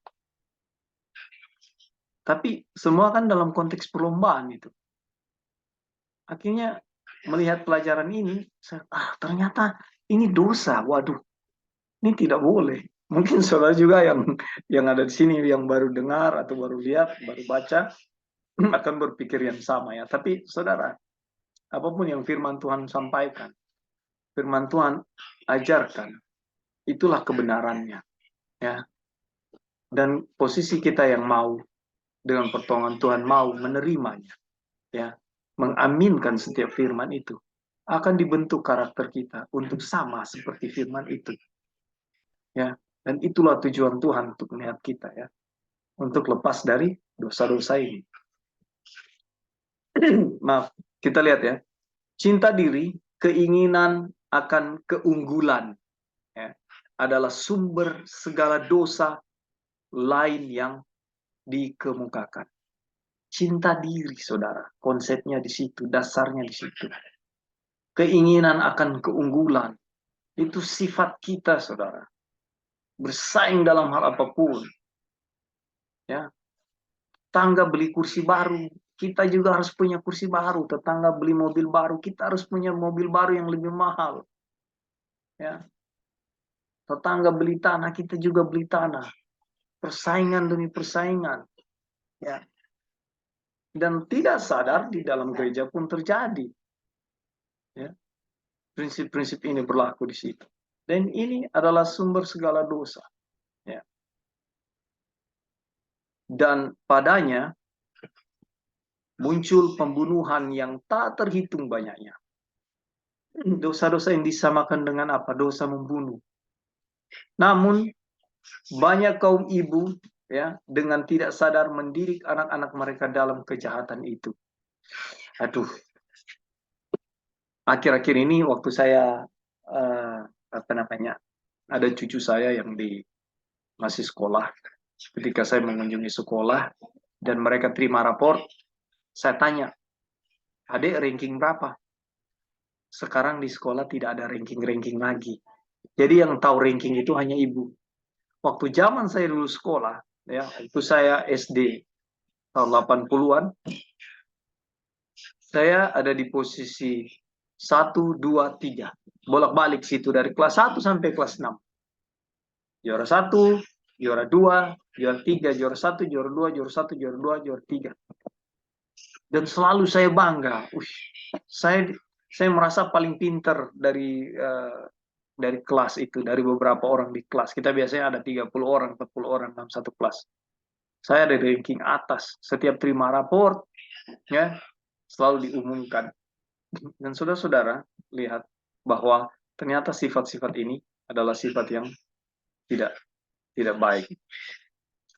Ada pertanyaan dari Sister Jelita.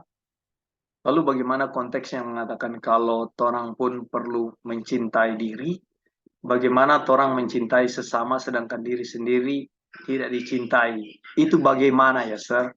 Oke, ada yang mau bantu saya jawab dari pertanyaan dari Sister Jelita Penyahitan? Bagaimana konteks mengatakan kalau orang pun perlu mencintai diri? Nah, bagaimana orang mencintai sesama sedangkan diri sendiri tidak dicintai?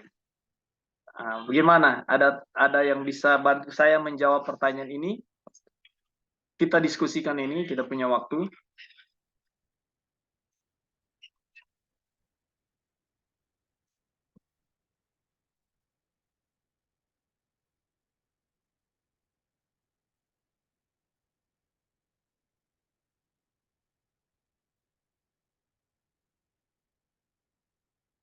Sebentar ya.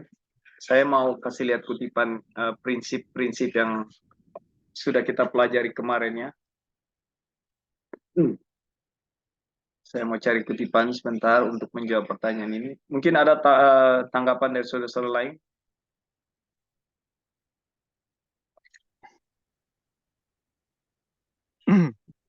Ya, Ya, mungkin silakan Bro sementara Edi. Bro Sambil Dolphin saya cari kutipan. mencari kutipan. Ya, sebenarnya eh, cinta di sini dalam pengertian cinta Tuhan ya, atau mengasihi Tuhan, dan tidak ada cinta eh, yang yang lain ya selain dari cinta Tuhan. Semua cinta manusia pada dasarnya itu mementingkan diri. Ada cinta manusia ya, kalau cinta manusia eh, itu bersesuaian ya, bersesuaian dengan cinta Tuhan, maka cinta manusia itu bisa bisa dibenarkan ya. Tapi apapun itu, hanya cinta manusia, hanya cinta Tuhan yang menghidupkan. Cinta manusia pada dasarnya merusak ya. Dan kalau cinta manusia itu bersesuaian dengan cinta Tuhan, baru cinta manusia itu memiliki sifat yang memberkati. Nah, sekarang dalam konteks uh, mencintai diri sendiri ya. Jadi bagaimana kita mau katakan bahwa bagaimana kita mencintai orang lain sementara tidak mencintai diri sendiri? Nah, ada kutipan ya yang sebelumnya itu dikatakan untuk bisa mencintai ya, untuk bisa mencintai kita justru harus berhenti mencari bagi diri sendiri untuk bisa mencintai seperti cinta Tuhan ya. Kita harus berhenti mencari bagi diri sendiri, dan cinta Tuhan itu ditunjukkan dari bagaimana dia tidak mempertimbangkan ya atau menghitung keuntungan bagi dirinya sendiri. Sekiranya Tuhan mencintai ya, mencintai seperti cinta manusia, maka saya yakin tidak ada seorang pun manusia di bumi yang selamat. Ya, kenapa? Karena bagi Tuhan adalah penderitaan menjadi manusia itu satu kehinaan yang luar biasa, satu penderitaan yang luar biasa. Tetapi demi manusia ya, posisinya sebagai kalahan itu dipertaruhkan. Kenyamanannya, kita bisa bilang ya, sumber kenyamanannya sebagai Allah semesta alam itu dilepaskan demi kita manusia. Dan ini adalah ungkapan cinta atau bukti cinta Tuhan. Dia melepaskan semua yang berkaitan dengan kebahagiaan dirinya atau kenyamanan dirinya demi kita manusia, yang bahkan tidak semua yang mencintainya ya, bahkan yang membencinya gitu, bahkan yang menyalibkannya, dia tetap memberi cinta yang sama.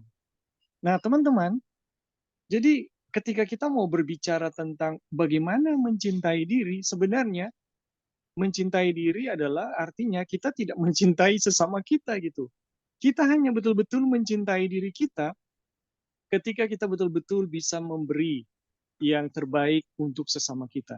Jadi ketika kita belajar sama seperti Tuhan, bagaimana kita mengosongkan diri, kemudian memberi yang terbaik untuk sesama, barulah kita bisa mengatakan kita mempedulikan gitu, mempedulikan diri kita, ya.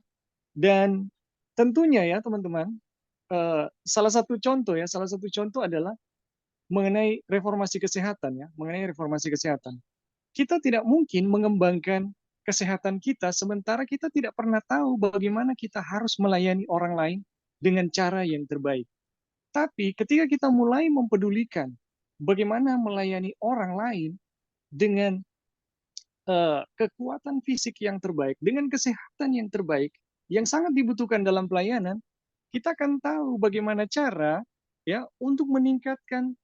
Kita akan mulai merasa membutuhkan bagaimana kita meningkatkan kesehatan kita, atau bagaimana cara kita harus meningkatkan kesehatan kita sehingga kita memiliki cukup energi untuk memberi pelayanan kepada sesama kita.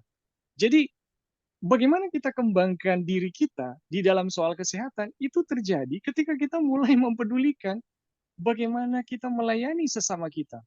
Tapi seandainya ya kita nggak pernah tahu bagaimana pelayanan, maka saya sangat yakin pengembangan diri ya itu bisa jadi satu kesombongan kepada kita. Karena pengembangan diri ini kita tahu ya bersama di dunia ini, misalnya ya orang yang sehat itu jadi viral lah, jadi lebih apa ya, lebih cantik, lebih ganteng, lebih kuat dan lain-lain ya. Nah semua itu tujuannya adalah diri gitu. Tetapi prinsip-prinsip yang sama di mana terjadi pengembangan diri, kalau itu diarahkan sebenarnya kepada pelayanan, itu akan menjadi sangat sangat memberkati diri kita sendiri. Kenapa? Karena itu kita berikan, karena tujuannya kita akan berikan kepada orang lain. Oke, mungkin itu dulu. Terima kasih atas Terima kesempatan. kasih Brother Ebing. Tadi ada dari Brother Christian kasih apa namanya hukum kelima itu ya. Hormatilah ayah ibumu dan kasihlah sesamamu manusia. Kalau kita mau menjawab pertanyaan dari apa namanya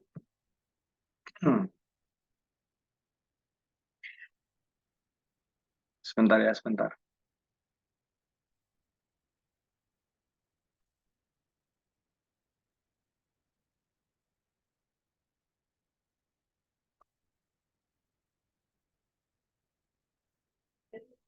Dari Jelita ya.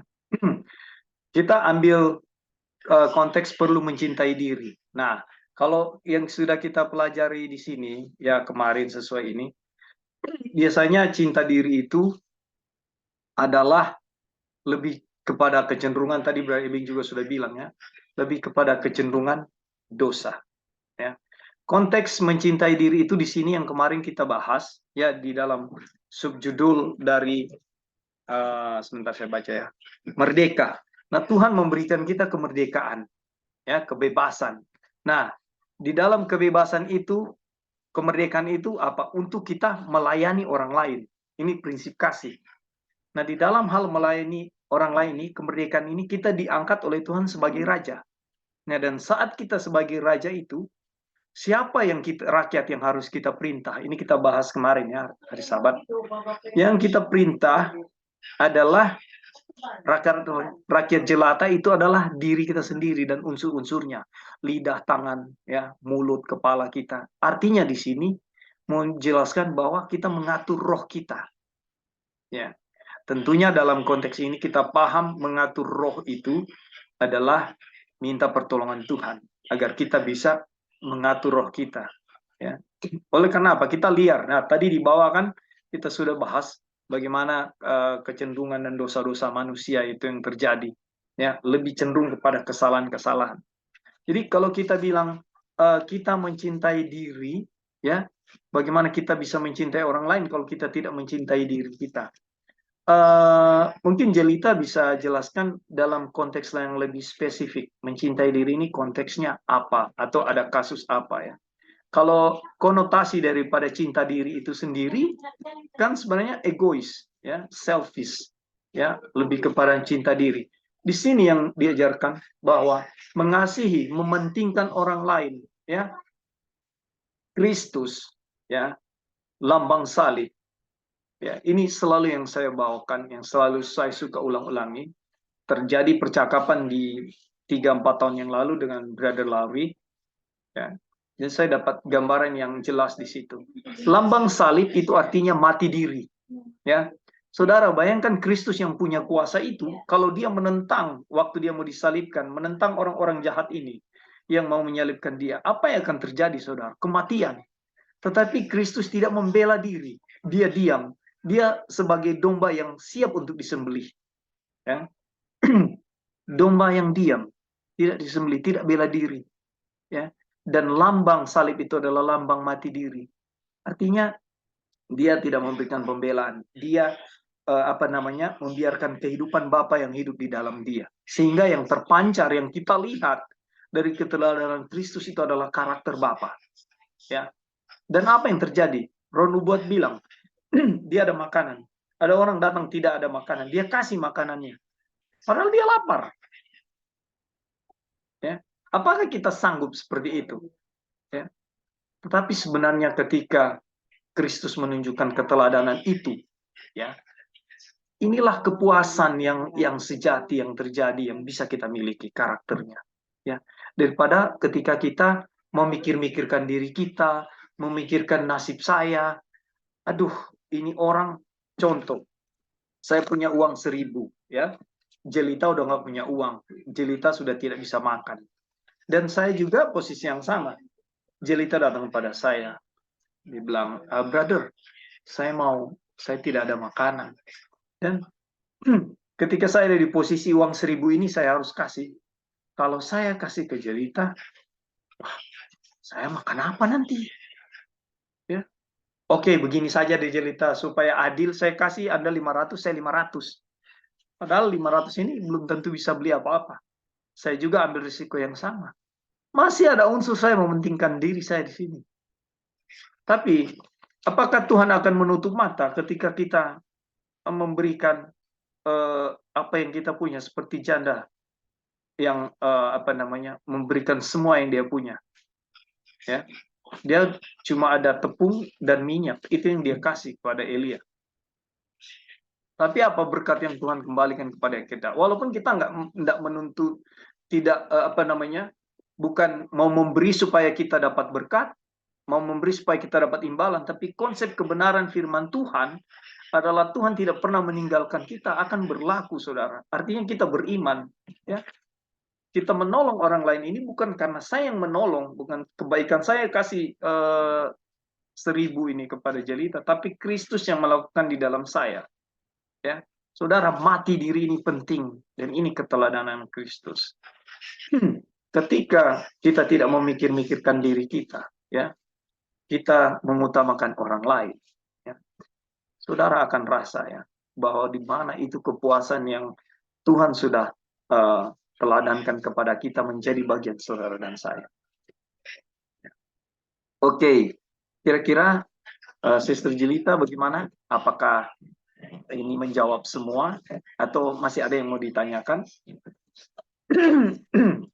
Udah, Sir. Boleh Oke. paham, Sir. Puji Tuhan, ya, puji Tuhan. Jadi torang di sini belajar adalah segala sesuatu itu Tuhan, ya. Torang di sini segala sesuatu itu kembalikan kepada Tuhan. Tidak ada kesanggupan manusia dalam hal apapun. Tidak ada. Kita tidak ada kesanggupan apa-apa, saudara. Dan kita tidak bisa berbuat apa-apa tanpa Kristus. Tadi di bawah kita bahas tentang kesombongan-kesombongan, ya. Iya, Brother Christian, betul. Kasih sesama seperti mengasihi diri sendiri. Betul, betul. Jadi kita lihat di situ, ya. Di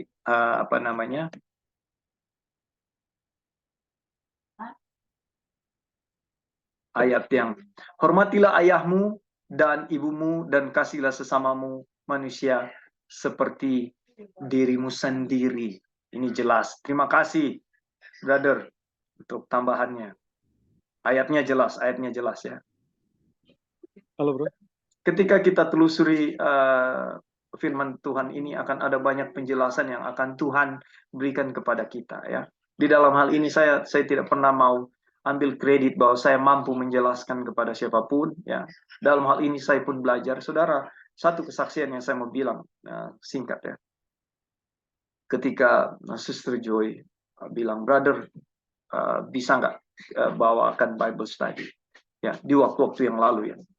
Dan apa yang terjadi? Kadang rasa kecenderungan untuk, aduh, saya nggak punya kemampuan itu, ya. Atau saya merasa bahwa saya nggak layak, hal seperti itu. Dan ini sebenarnya kemauan setan untuk kita berpikir seperti itu. Tapi ketika Tuhan izinkan saya membawakan Bible study ini dalam konsep, ya, dalam konsep sama-sama belajar, ya. Bukan saya yang ada di sini sebagai guru mengajar, tidak. Kita sama-sama belajar. Berkat yang saya dapat, saudara, ketika membaca ini, share, diulang-ulangi ini kita sudah ada di putaran kedua, ya. Saya dapat berkat pengertian yang lebih dalam. Dan itu satu sukacita, keuntungan, satu hal yang luar biasa yang saya mungkin tidak akan pernah dapat di tempat lain atau di dalam keadaan lain. Ketika saya baca, kasih tidak mencari keuntungan diri sendiri, itu untuk saya. Saya dikuatkan. Berbahagialah mereka yang telah maaf, berbahagialah mereka yang telah menemukan kesalahan mereka dan telah mengerti dan melaksanakan kasih yang sejati. Ini menguatkan saya secara pribadi. Ya. Dan siapa punya perbuatan semua ini? Tuhan. Dia yang maha kuasa. Ya. Oleh sebab itu pelajaran pembenaran iman, ya sekali lagi saya ulangi, adalah meletakkan kesombongan manusia di dalam debu. Ya, di luar aku kamu tidak dapat berbuat apa-apa. Itulah kita manusia. Ya, kita sekarang dengan pelajaran-pelajaran ini dapat kekuatan oleh Tuhan untuk selalu mengandalkan Tuhan di dalam kehidupan kita. Sehingga kita kemerdekaan yang diberikan oleh Tuhan, ya, kebebasan yang diberikan oleh Tuhan dari belenggu yang selalu kita melanggar. Tuhan beri kita kekuatan untuk lepas dari melanggar itu. Gantinya jadi menurut. Itulah kebebasan dan kemerdekaan yang Tuhan kasih kepada kita. Ya. Dan ini penting, saudara-saudara. Makanya Ellen G. White tulis, ya, pekabaran pembenaran oleh iman, ya, akan mempersiapkan, ya, orang-orang untuk menerima kecurahan Roh Kudus. Waktu saya dengar statement itu pertama, saya pikir-pikir, kok bisa? Setelah mendalami pelajaran-pelajaran pembenaran oleh iman, saya lihat benar kenapa pelajaran ini meninggikan Kristus, meninggikan Tuhan, meletakkan kesombongan saudara dan saya dalam debu. Saudara nggak bisa menurut hukum, saya tidak bisa menurut hukum. Tidak ada kesanggupan. Di pembahasan sebelumnya, kita sudah kasih contoh, ya. Pernah berjuang untuk tidak berdosa. Ya. 4 hari berhasil, 5 hari berhasil, 1 minggu berhasil. Hari ke-8 saya jatuh lagi dalam dosa. Menandakan bahwa kita tidak bisa. Menandakan hanya Kristus yang punya kuasa. Menandakan firman-Nya, ayatnya yang bilang, akulah jalan kebenaran dan hidup. Itu benar.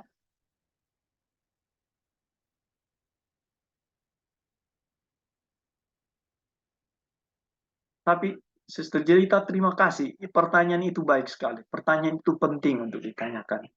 Dan dengan begitu kita dapat melihat kebenaran Kristus lebih jelas. Ya, terima kasih sudah berpartisipasi untuk bertanya. Ya, oke. Ada tambahan lain mungkin sebelum kita kembali ke kutipan. Mungkin satu judul lagi dan kita selesai, ya.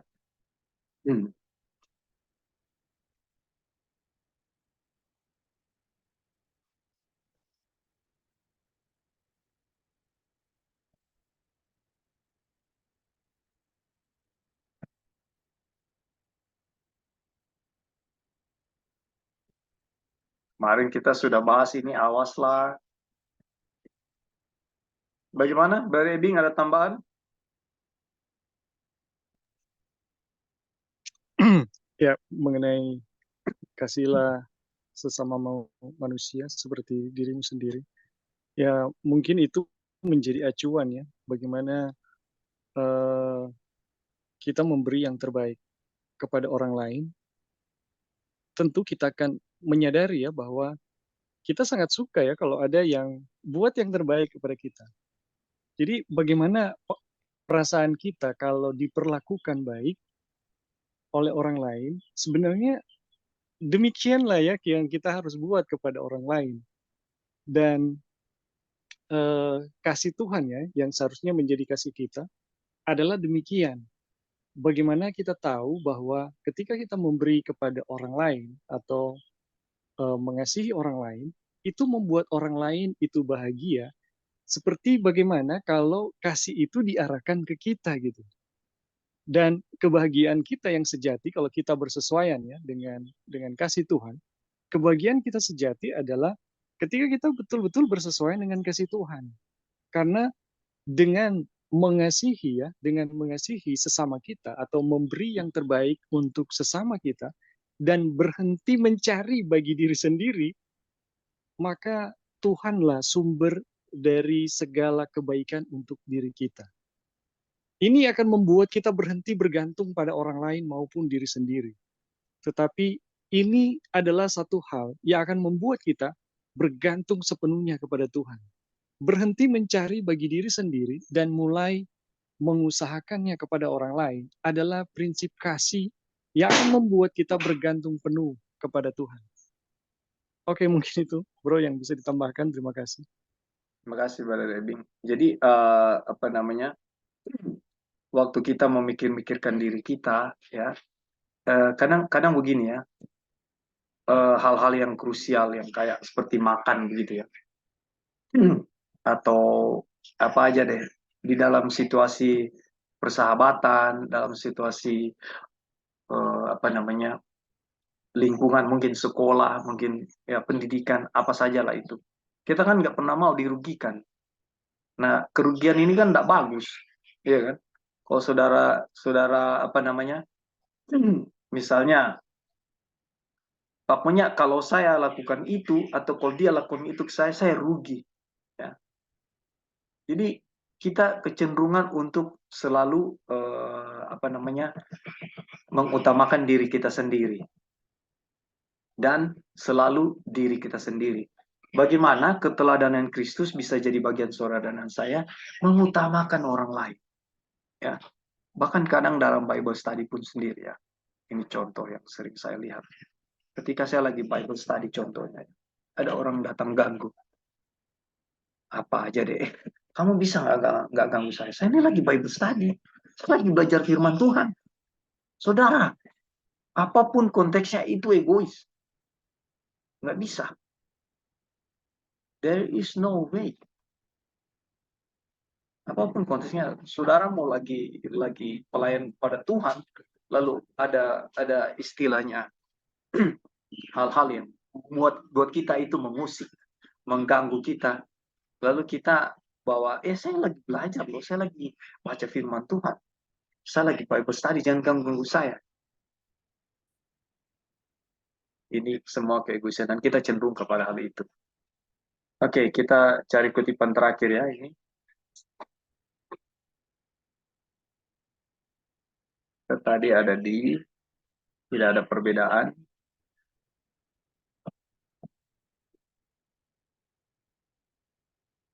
Dan sejenisnya.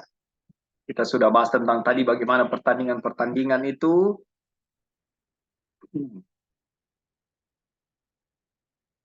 Lalu bagaimana orang tua mendidik anak dalam persaingan-persaingan.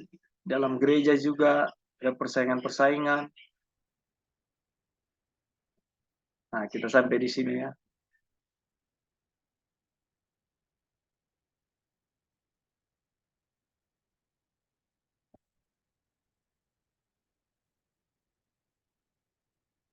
Kita selesaikan kutipan ini dan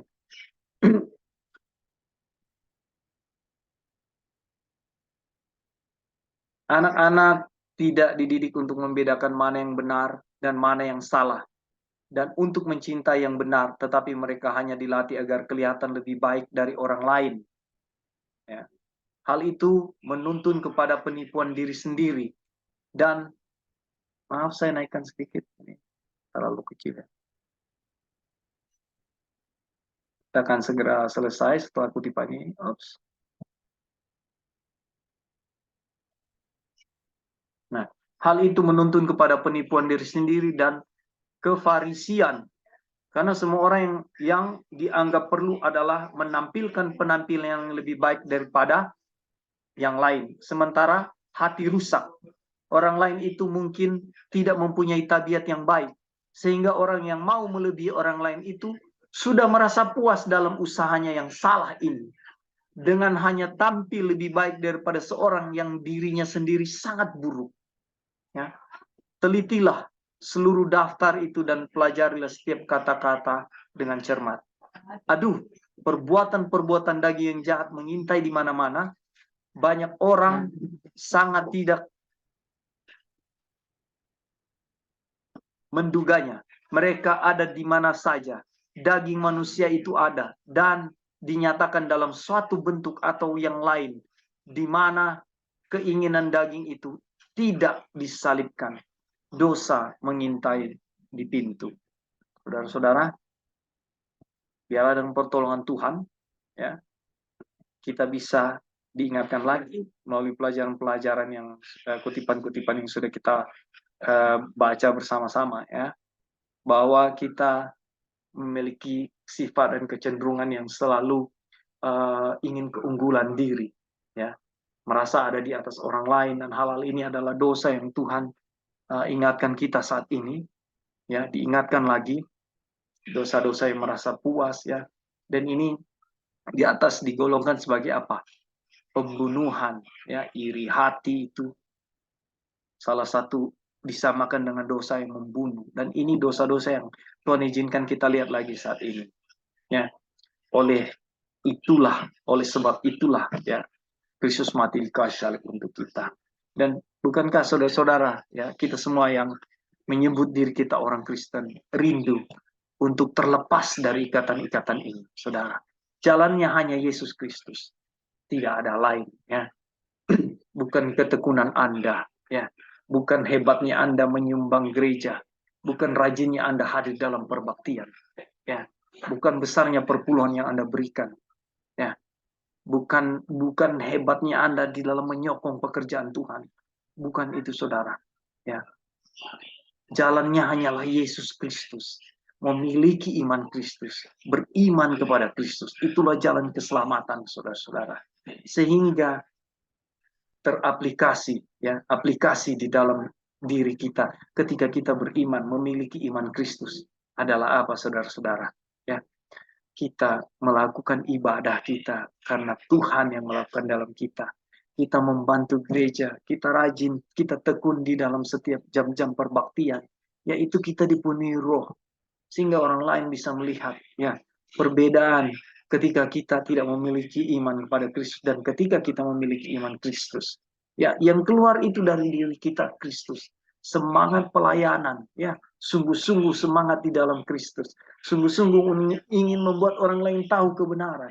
Ya, bukan roh yang sebaliknya adalah saya hebat menyampaikan kebenaran ini. Saya lebih tahu dari saudara. Saudara lihat ini kebenarannya loh. Bukan roh itu yang ada, tetapi kasih Kristus yang kita miliki oleh karena memiliki iman Kristus itu muncul sehingga kita rindu orang lain juga melihat kebenaran ini. Ya, di mana kebenaran bukan melalui perbuatan tetapi beriman kepada Kristus. Sekali lagi dalam konteks pembenaran oleh iman, ya, perbuatan yang keluar, ya, ketika kita beriman kepada Kristus itu adalah perbuatan Kristus di dalam kita. Sehingga semua itu kembali hanya kemuliaan bagi nama Tuhan, bukan bagi seseorang, bukan bagi saya atau siapapun. Kembali untuk kemuliaan nama Tuhan. Ingat, di luar aku kamu tidak dapat berbuat apa-apa. Saya bawa dalam nama Tuhan kita, Yesus Kristus. Terima kasih saudara-saudara sudah berpartisipasi, dan biarlah dengan pertolongan Tuhan kita boleh mendapat kekuatan melalui apa yang sudah sama-sama kita pelajari. Terpujilah nama Tuhan.